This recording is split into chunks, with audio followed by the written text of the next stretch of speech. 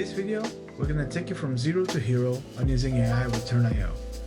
We're going to be building an FAQ AI agent from scratch. We want you to follow along in your own Turn account so that you end up with a working example. And then you can customize it to your own unique needs. There's also an article we're linking below that has example prompts you can just copy and paste as you follow along. Ready? Let's get started. There's essentially three different stages to setting up your AI agent. The first one is integrating with an AI provider. The second one is setting up an assistant. And the third one is setting up your journeys. The first two you only need to do once, and then most of your work is actually going to happen on your journeys. So let's get through them one by one. Let's start with the first, integrating with an AI provider. You come to your settings, click on AI, and then you're going to notice on the top right that there's a button called AI Models.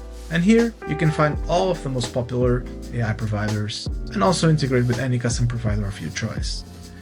Turn uses a bring your own key system. What this means is that we expect you to create an account directly with the AI provider that you want to use, for example OpenAI, and then generate an API key there and copy it and paste it here. From the moment where you do this, you're going to be able to use this specific AI provider anywhere in the product. So that's the first stage done. You're now fully integrated with an AI provider. The second stage is setting up an assistant. But what is an assistant in the first place? An assistant is like a shared repository of knowledge. This way, you can just write once what you want all your agents to know, for example, your tone of voice, information about your business, for example, if you're a clinic, your opening hours and locations, things that you just want every single agent to know all the time. So let's do that. Let's just create a new assistant. Let's call it Turn Care. You can see that the provider and the model are already pre-selected for me because the system knows that I've integrated with OpenAI. It's using 5.4 nano, which depending on when you watch this video might be completely outdated already because there's new models almost every week, it feels like. And now, this is where most of the magic happens. This is where you tell your assistant whatever it needs to know.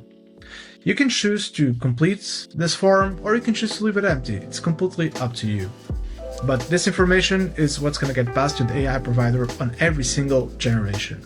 Let's start copying and pasting these prompts from the article that I mentioned earlier. That's linked in the description of this video. Return Care, a primary care clinic in South Africa. Now let's select English. Regarding the tone of voice, let's say that we want it to be short because this is "What's up?" Warm and professional and clear. In terms of what people can do in this chat service, let's give it a bunch of capabilities. You can customize this completely to your unique needs. And then finally, the main objective, high quality primary care to patients at affordable rates. And now I'm gonna dump a bunch of knowledge that I wanted to know. So this is the knowledge it's going to reference when it's actually generating a response. This is completely made up just for the purpose of this video tutorial. You should be creating your own knowledge base. And that's it. Our assistant is set up. You only need to do this once and now you can reuse it in any place where you use AI. Let's go to the third and final step, using AI in journeys. You're going to come to the journeys page. You might already have a journey. If you don't, click on Create New Journey. And now, let's add an AI agent. And this is where all of the magic is going to happen. Think of this agent like a ChatGPT or a Claude conversation. The user sends a message, our system replies back. The user sends a message, our system replies back. All of this within this single block. Let's make sure that first we're using the right assistant in case you've set up multiple assistants. The ones we just set up is called Turn Care. And even now, I bet we can have a conversation with this agent. You can see that it knows what it's called because we define all this information in the assistant. And then I can already ask it some questions. Where are you located? and it generated a reply with the actual location. If you go and read the instructions that we pasted in the assistant, this is exactly what they say. Agents, though, are where you actually define the behavior that you want it to have. You might have just a single FAQ agent, or you might have multiple agents all linked together, each one of them with a specific specialization, like one to book appointments, one to manage appointments, one to answer non-clinical questions, another one to answer clinical questions. The assistant is where you define your base knowledge, the agent is where you define specific behavior. So let's maybe define some specific behavior here for this agent. Always greet the user by saying, "Ahoy, matey." And you can see how the behavior of the first reply changed. You could say anything, you could also define any extra knowledge. Because one thing that you need to keep in mind is that the more knowledge you set at the assistant level, the more token spend every single generation is going to have, because you're passing all the context and all the agents.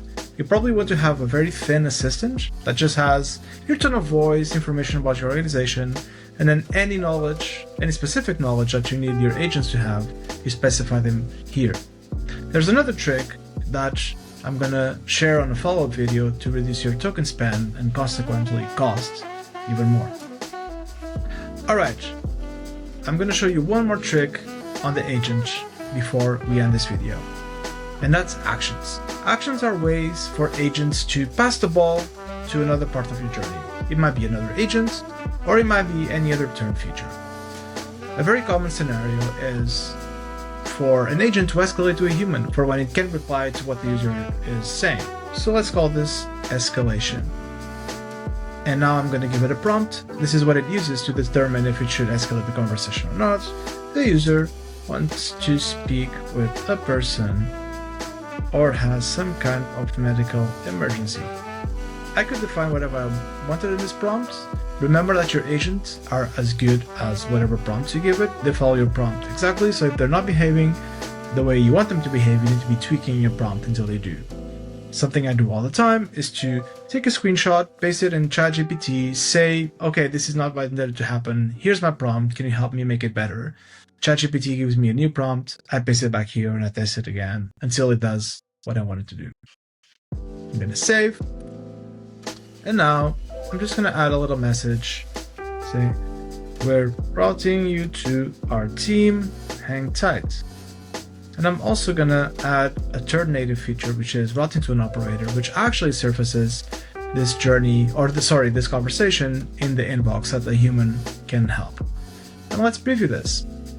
I'm going to say, I want to speak with a person.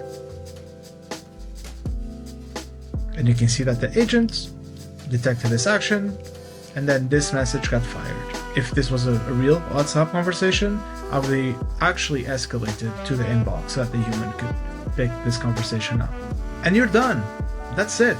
You have an AI agent that's capable of answering frequently asked questions. Now all you need to do is to make it yours. So you need to go back to the prompts on the assistant and also the prompt here on the agent and just give it whatever knowledge you want it to have about your organization. However, this is really just the beginning. The AI agent is capable of much, much more. However, I'm going to leave that to a second, more advanced video on how you can use things like skills to actually give it, well, skills, things that it can do on its own. For example, booking an appointment on your backend system. And that's it. Have a good day.